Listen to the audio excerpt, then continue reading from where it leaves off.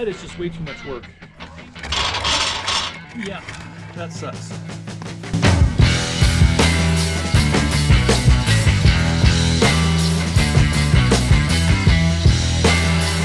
Alright, well, you know it was a good day Jeeping when not just your Jeep's dirty, but that your winch line that you used, you know you're going to use it over and over, so you don't even bother spooling it back in, because you're just going to have to spool it out. Well, that's part of the reason. The other part of the reason was this SmittyBilt 9500. This is an XRC, and it works great, but it is super hard to free spool out. And so we had 3 of us hauling on it, and it was still, I was still like, all 3 of us were working way too hard. So I'm going to take this thing apart, and we're going to take off the gear side. We're going to see if there's anything we can lube on the motor side, but definitely on the gear side, and see if we can clean it and re-lube it and get it greased up and hopefully get it to free spool a little bit better. All right, well, we got to get it off first. So there's 4 bolts underneath, and on this bumper, they're not super accessible because I can't get my hand in these holes. Maybe somebody with a smaller hand could, but there's 4 bolts under here. We'll get those loose, and then there's just a couple wires here we got to take off. 1, 2 for the power wires. Wherever they are, I'll find them, and then get it apart. Let's see how it goes. Put it on free spool here.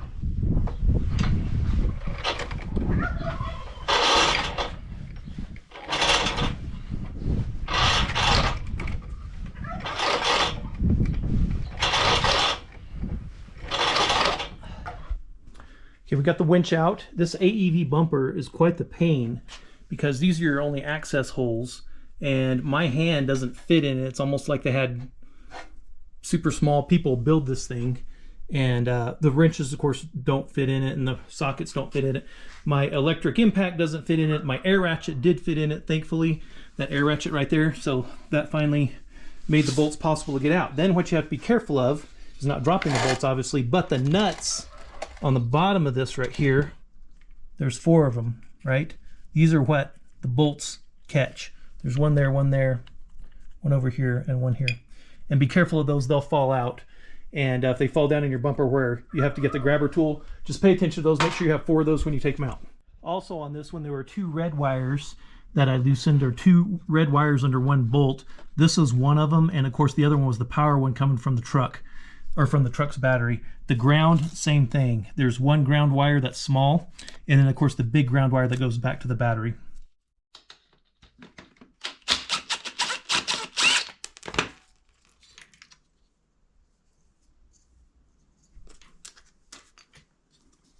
Okay. All right.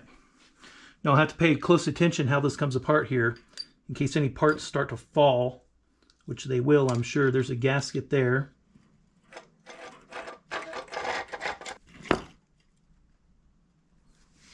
All right, so there's a gasket.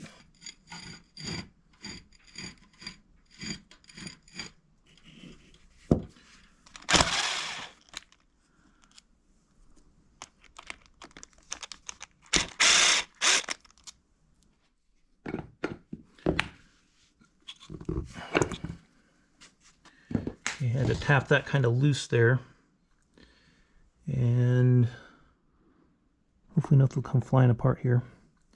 All right, there's the planetary gears. So this is the stuff that's causing so much drag, especially when it gets cold. And in the winter, that's when we're using our winch the most, of course, is in the snow. So this is what we're going to get cleaned off. Look at that. That is some thick stuff. That's what you're dragging through every time. It's good to have a lot of grease, right? But dang. Now be careful. There's a little washer in the bottom there. And it goes on the back of this smallest planetary gear like that. So that's engaged right there.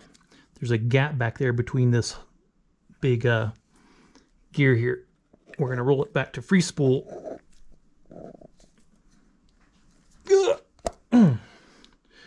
And that's free spool. We got to get that freed up too. That is hard. That should be a whole lot easier. It's 60 degrees outside, so can't blame the cold for this stiffness. Now I can't pull this part out, this ring here, and I can't see a way that it can come out except that hopefully I can loosen this, pull this out, and then this has a pin that indexes down there and a gear that rotates inside this, and then we'll be able to pull this out. Let's try it. Okay. All right, and here it comes. Just pay attention to the details here. Okay, so that's the pin that indexes this gear. Let's get this thing out.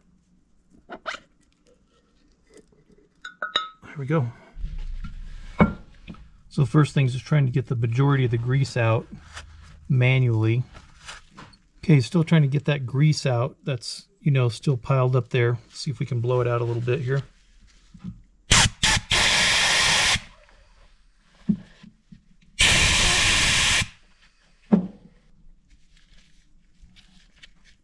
So I still need to clean out between the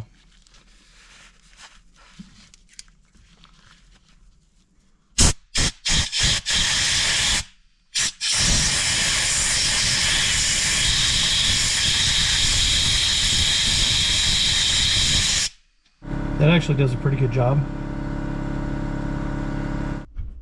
Okay, so I had 3 planetary gears, cleaned them with 3 different things because I don't know what's the best thing. I'm sure you guys have better ideas than I did, or what I had laying around. So Purple Power, you know, engine or degreaser cleaner did pretty good, but there's still a lot of residue left on, and at some point it just started kind of smearing it around, but you can see the grease kind of floating around in the top there, so it did pull a lot of it off.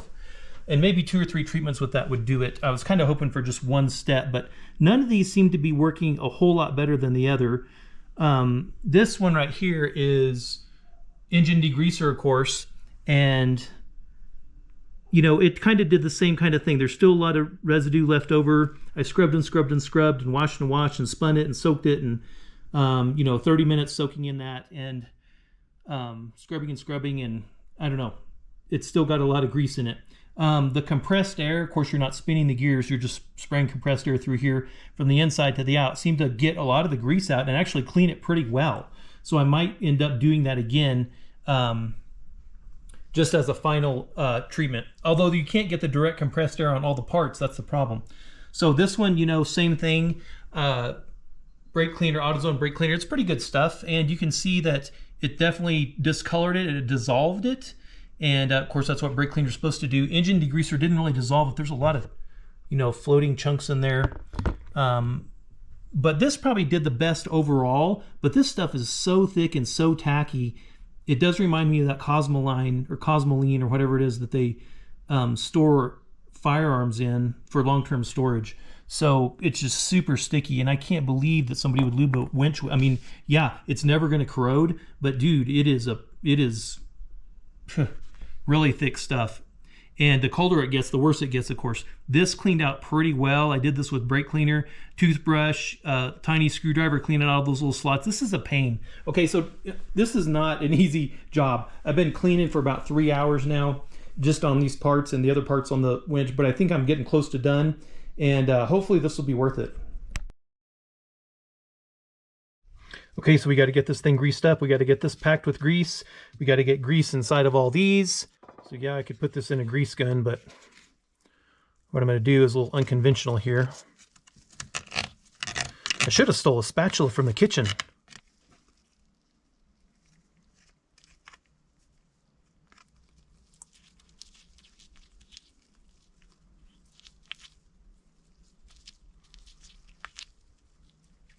I'm going to try to pack this from the inside out. See, the grease is already starting to push out right there, so that's good. It's kind of working. Same thing here, we're going to kind of fill the middle. Try to pack it between the cogs, sort of like that. Okay, good. Then we'll just turn them a little bit. Let's just turn that one, and turn that one. Let's try this. Now I'll put a bunch more grease in.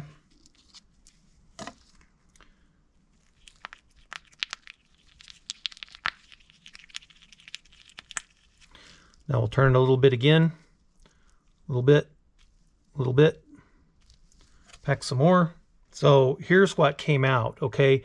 That's the groove that the lever pin rides in. So when you turn your lever from engaged to disengaged, that little pin goes in there and it moves it this way or this way and engages it or disengages it, right?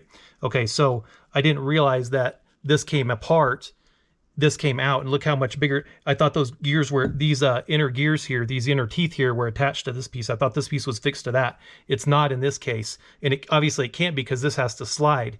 I couldn't get it to come out earlier, but it didn't have any grease on it, so I put kind of a thin coat. It may look like a thicker coat, but this is a pretty tight tolerance. So let's drop that in here. I think it's going to squish most of the grease out anyway. Okay, so that dropped right down inside. Now we're going to flip our gear pack over that we put in earlier with the big one up to the top. And hopefully we can get all these to work in without this turning into a disaster. In fact, I probably should just take them apart and put them in one at a time. Let's do that. Whew. Okay, that's greasy right there, buddy. Okay, that's dropped in. Now we got to turn it and make sure it drops over that inner cog. There it goes right there.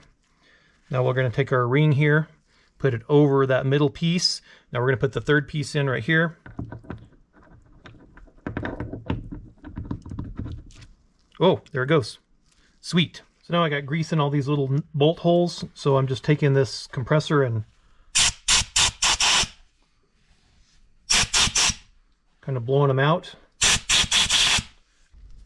Okay, now you can look down inside there and see where the groove is, all right, to see where that indexing pin goes. So the groove's on this side of the hole. So I'm going to drop my indexing pin on that side like that, okay? And that's going to line up right in the groove like that. Now pay attention to this, at least on this winch. See how it's flat along here, and then all of a sudden there's a little indentation right there. So that's a little detent, and it's got one on this side too, so when you flip it around, it kind of locks in place. So when you're putting this in, that kind of plays a role in getting your cross pin in, this cross screw right here, okay? Because this cross screw is what actually rides right there. So as you turn this, this drops into the detent and holds this either engaged or disengaged, or whichever direction you have it, right?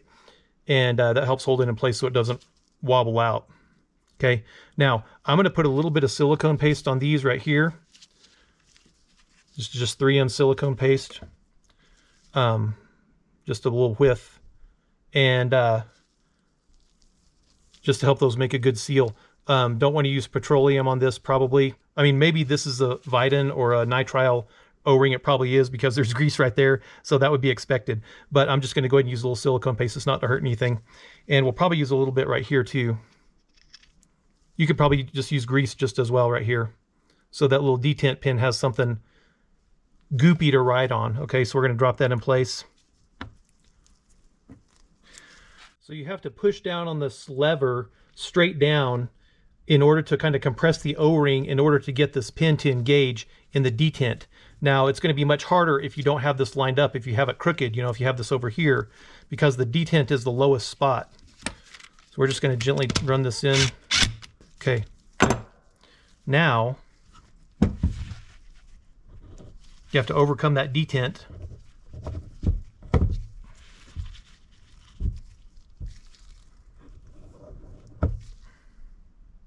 Good.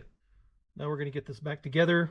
It looks like the Made in China logo on this one goes down. These are obviously the bolt holes for mounting it to the winch plate, okay, on the bumper. So that goes down. We know the shift lever is up and it goes right there. So we're just going to kind of align this hole with that hole right there. Pretty simple.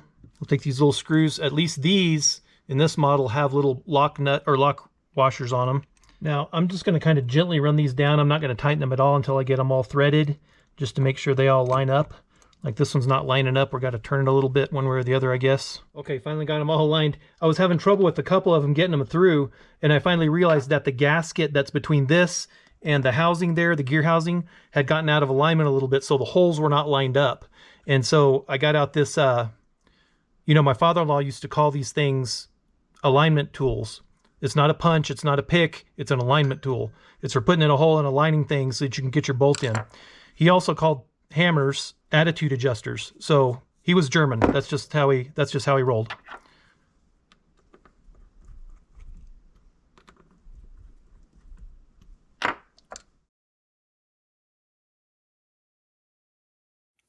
Okay, so we pulled these two bolts out. Those are 10 millimeters. Just going to tap gently on this. I've already kind of loosened it, so fortunately when I turned this over, well, I wasn't paying attention and this was sitting inside here, and I turned it over to knock the dirt out and this bounced on the floor. Unfortunately, I hurt it. So this is a little kind of type of spring washer. Okay, that sits right there. Okay, now as far as getting the electric motor out, there's a slotted piece. It goes right there. I can't tell if this is indexed or not. It doesn't look like it is. Okay, and here's why I want to take it apart. I want to check the bearing here, but I also want to look at the commutator here. See the copper right there that the brushes run against? So those brushes are in good shape. All of them are nice and tall. This got a lot of life left in this motor. That's good. And so that commutator is a little bit dirty. See that? How it's not... This is shiny copper on the outside edge right there. See that shiny copper? This should be shiny copper as well. Of course, it gets dulled and gets film on it from these brushes running against it. And eventually the brushes, if that builds up dark enough, the brushes won't be able to make electrical contact. So if you've got a winch that was working and it isn't working and it's getting power, a lot of times you can just take this out, clean this commutator right here with some very fine sandpaper, you know, like maybe 400 and then 600 grit. And then scratch it this way. Don't scratch it across like that. Don't scratch it like that, because what that'll do is that'll put cross grooves in it that'll wear your brushes out faster. And then you know, polish it with maybe some even finer sandpaper just to get that dark stuff off. I found that chemicals in my own experience, you know, like brake cleaner or something like that, doesn't really clean it adequately. Maybe there's something else that would clean it well. But anyway, that's what I want to make sure that that's not real black there. And it's not. Now that I have it apart, I'm probably going to go ahead and take this out and clean it really good.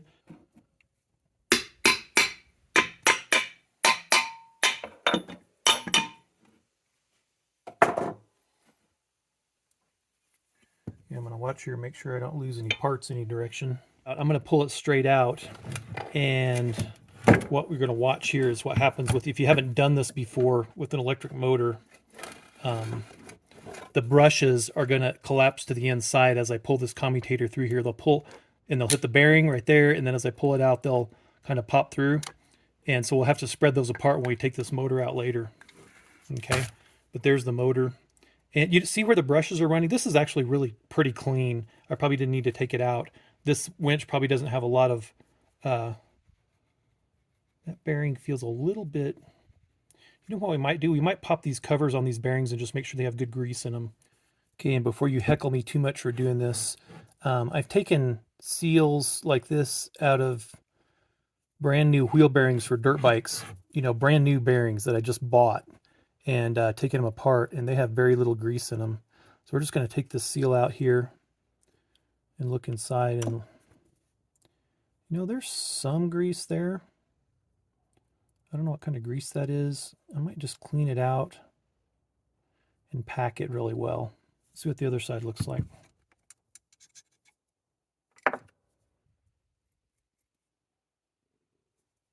You know, I don't even see hardly any grease in that one. That's kind of sad.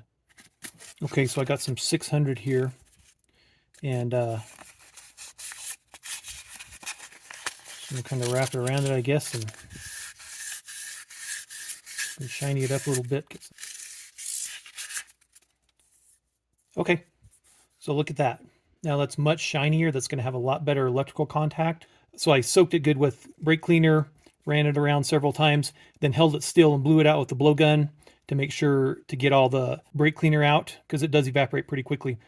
Okay, so let's talk about greases for just a minute. You know, this is the grease I want to pack the bearings or the gears in. I'm going to use a little bit of wheel bearing grease. This is NLGI 2, but it is high temperature grease. And so these bearings are not spinning at a high speed by any means, so they're not going to get hot from turning. Okay, but what is going to get hot is this electric motor. So it can melt the grease out of here if it doesn't have a high enough drop point, right? So we got to pay attention to that. So this is like 375 degrees Fahrenheit, which is pretty hot. This is wheel bearing grease. You know, it's not supposed to melt out of your wheel bearings even though the hubs get real hot. So I'm going to go ahead and use that on these wheel bearings. I don't want to use this on the gearbox because this is super tacky and super sticky. And so that's the problem with the gearbox, right? It was full of super tacky and super sticky grease. And it was just so sticky, I mean, you can't even hardly wipe it off. And I mentioned earlier that it felt like Cosmoline or Cosmoline, whatever it is, the Chinese grease that they pack their firearms in for long-term storage. it may very well be the same stuff because it's Chinese grease. So the quality of it may not be that great either. So cleaning it out and replacing with any kind of grease that's probably better is a good idea.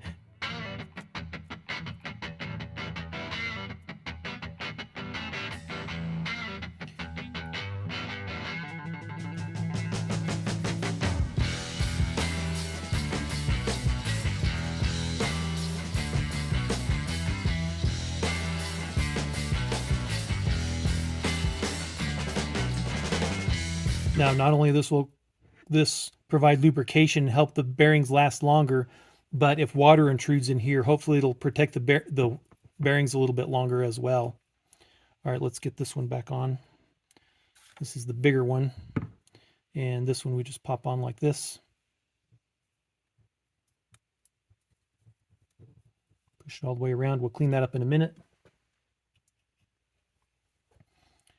I'm not sure I can get grease in on this side. I'm going to try, but I might make a mess of this. I'm not going to be able to do this on the other side unless I pull the bearing, and I really don't want to pull the bearing just to put some grease in it. This is way better than the grease it already had in it, so we'll pull that seal back a little bit there. I'm going to use...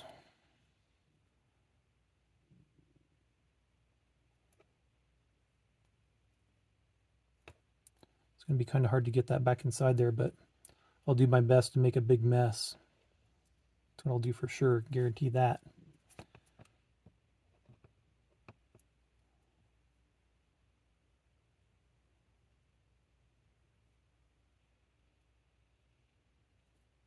Okay, good. Now we'll just take the seal. And you can kind of feel it pop in as you press on it. Take my finger and just make sure it's sealed all the way around.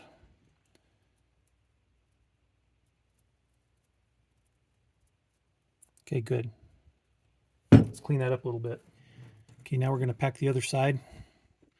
And I'm not going to be able to get to the back side of this one, so I'm going to try to really work this back here, try to press it back here.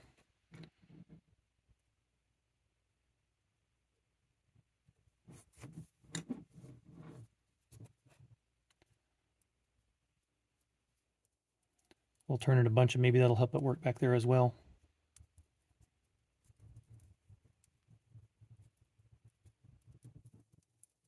All right. Take our seal, press it in place here. Okay, so I washed my hands to get all the grease off it. I cleaned this with some brake cleaner and a rag. And so, yeah, we're going to get this back together now. We just want to make sure this is all grease-free and there's no oil on it. The bearings feel good. They're lubed up. And hopefully this will do well for us. Let's get this back in. Okay, so now the fun part is holding all these brushes apart while you put the motor back in. So we're going to drop the motor back in like this. Flip it over. And now holding these all apart is quite the pain. So what we're going to try different, instead of trying to hold these all apart, is to try to put this in from this side and then slide this out as we slide the motor in. Okay.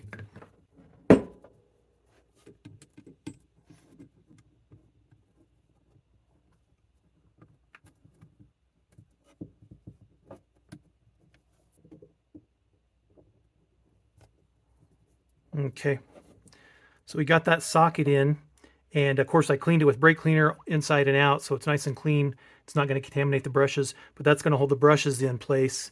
Now let's slide this in.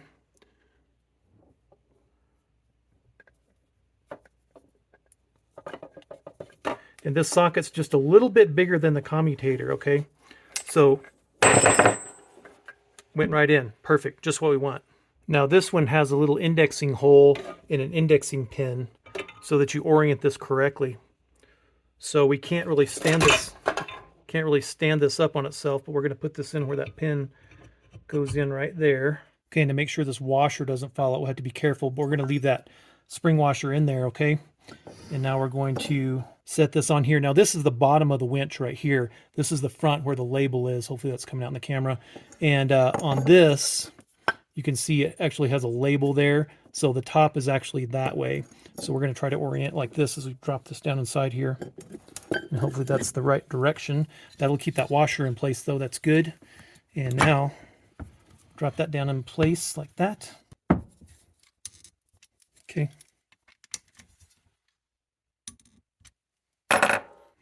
Okay, so now speaking of dirty commutators, look at this one. This is off an old skill saw that I'm trying to get rebuilt. I've got bearings for it. I just need to get it back together. But see how dirty this commutator is around here? And I hit this right here with just a little 600 just for a few, you know, I just hit it a few times.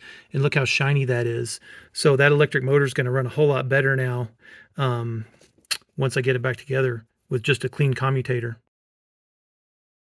All right, I got the cable all stretched out. I've always wondered how long this cable is on this winch. So we're going to find out. I could run the measuring tape, but honestly, this thing's so much easier. This was not expensive on Amazon. And, you know, if you live on property and you're laying wire underground or you're laying irrigation pipe underground like we've had to do a bunch of, or, you know, building fence and wondering how much fence you should buy and how many T-posts you should get, this thing's a lifesaver. It's so much faster than trying to run a measuring tape around. So we're just going to zero it here. Get zeroed. We'll set it right here and let's go.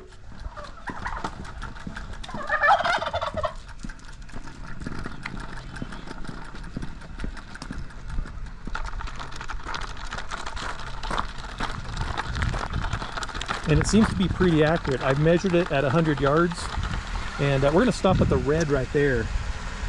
And it says basically 88 feet. That's coming out there. So 88 feet to the red mark. They probably call it a 90-foot cable. Let's get this spooled up.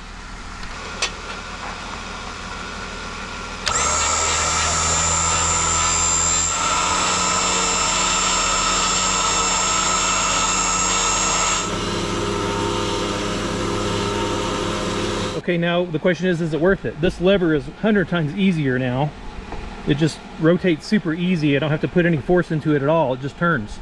Let's see how easy it pulls out. So we'll put it on free spool.